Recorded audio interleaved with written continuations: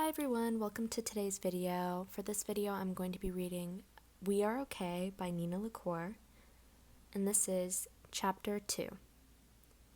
Mabel is finally warm enough. She tosses her hat onto Hannah's bed, unwraps her red and yellow scarf. I flinch at the familiarity of them. All of my clothes are new. I'd make you give me a tour, but there's no way I'm going back out there, she says. Yeah, sorry about that, I say, still fixed on her scarf and hat. Are they as soft as they used to be? You're apologizing for weather? Her eyebrows are raised. Her tone is teasing, but when I can't think of anything witty to say back, her question hovers in the room, a reminder of the apology she's really come for.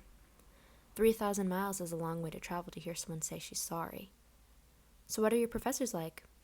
Thankfully, I managed to tell her about my history professor who swears during lessons, rides a motorcycle, and seems much more like someone you'd meet at a bar than in a lecture hall.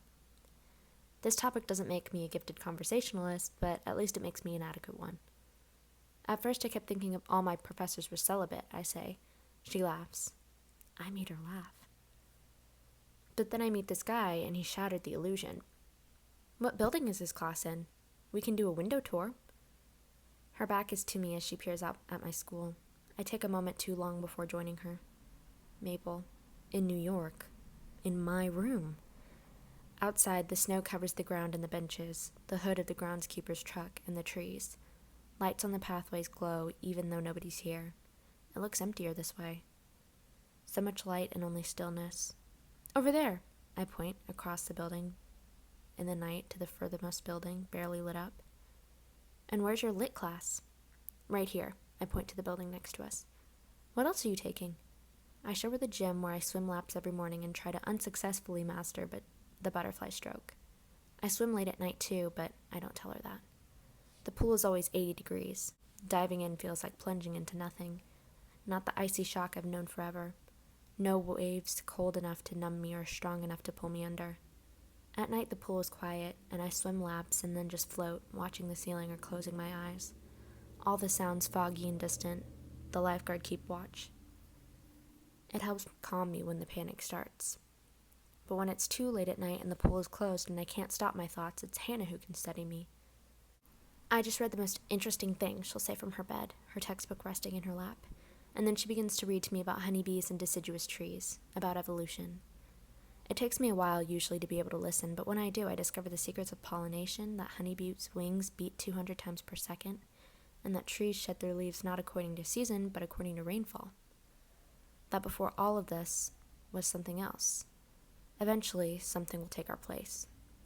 I learn that I'm a tiny piece in a miraculous world. I make myself understand, again, that I'm in a dorm room at a college. That whatever happened has happened. It's over.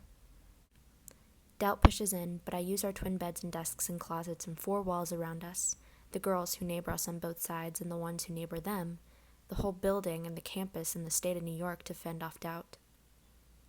We are what's real, I tell myself as I fall asleep. Then, at 6 a.m., when the pool opens, I go swimming. A movement calls me back, Mabel tucking her hair behind her ear.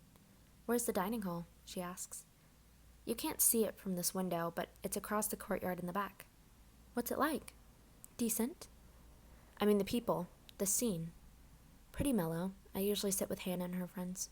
Hannah? My roommate. Did you see the building with the pointy roof, behind those trees? She nods. That's where my anthropology class is. It's probably my favorite. Really? Not lit? I nod. Because of the professors? No, they're both good, I say. Everything in lit is just too ambiguous, I guess. But that's what you like, all the differences in interpretation. Is that true? I can't remember. I shrug. But you're still an English major. No, I'm undeclared now, I say. But I'm pretty sure I'm going to switch to natural sciences. I think I see a flash of annoyance cross her face, but then she smiles at me. Bathroom? She asks. Follow me. I lead her around the corner and then return to my room. 3 days suddenly feels so long, unfathomable, all the minutes Mabel and I will need to fill. But then I see her scarf on the bed and her hat next to it, and I pick them up. They're even softer than I remember, and they smell like rose water. Mabel and her mom spray it everywhere.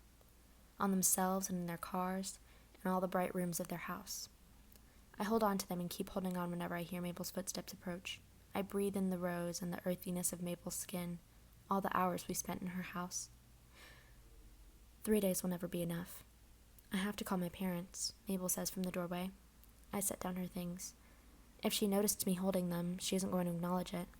I texted them from the airport, but they're so nervous about this, they keep giving me tips about driving in the snow. I kept saying, I'm not going to be the one driving. She puts her phone to her ear. But even from across the room, I can still hear when they answer, both Anna's voice and Javier's, exuberant and relieved. The briefest fantasy. Mabel appears at the doorway, catches sight of me. She sits next to me on the bed, takes a hat, and sets it down. Takes the scarf from my hands and wraps it around my neck. Takes my hands and warms them in hers. Yes, she says, the plane was fine. I don't know. It was pretty big. No, they didn't serve food. She looks at me. Yes, she says, Marin's right here. Will they ask to talk to me? I have to go check on something, I tell her. Say hi for me. I slip out the door and down the stairs to the kitchen. I open the refrigerator. Everything is exactly where I left it, neatly labeled and arranged. We can make ravioli and garlic bread, quesadillas with beans and rice on the side, vegetable soup, a spinach salad with dried cranberries and blue cheese, or chili with cornbread. I spent long enough away that by the time I got back, Mabel was hung up.